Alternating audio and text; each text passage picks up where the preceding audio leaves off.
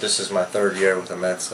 My title is ambassador, one of the ambassadors. And what I do is I go around to various branches. City obviously is a big sponsor for obviously Citi Field, and they have these branches that myself and a couple other veteran players or retired players who are involved with the Mets go around, and we do some signings, and we get to meet and greet the fans and talk a little bit about baseball. And then I go into the community. I do a little community service stuff, a little baseball stuff, a little announcing, TV stuff for the Mets, a little bit of everything.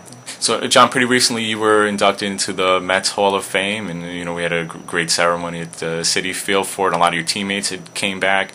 How does it feel to have been recognized with that honor? Well, it's a great honor. I mean, if you would have told me as a kid growing up that I'd be in the Mets Hall of Fame, I'd say you're crazy. But it's a great honor to be on that wall and my plaque next to great players like Tom Seaver and Jerry Grody, Buddy Harrelson, Tommy Agee. I mean, all my heroes growing up. And then you had Dwight Gooden and Strawberry and Keith Hernandez.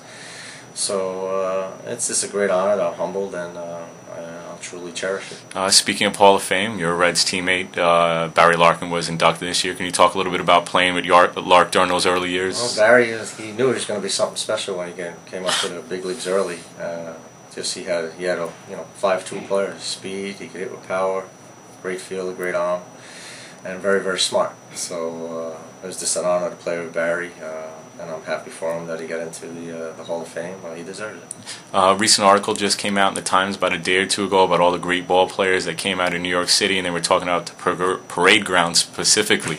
Can you share a memory or two of playing in the parade grounds growing up? I remember playing in the parade grounds quite a bit.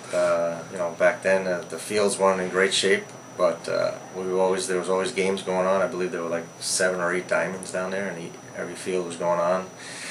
Game was going on, and you start at 9 in the morning and sometimes play until 3 in the afternoon. You go just from field to field, double headers, or you had to wait around. But it was a great experience. Great baseball in the New York City area, Brooklyn area. We had some great teams from all over Brooklyn, and it was very competitive.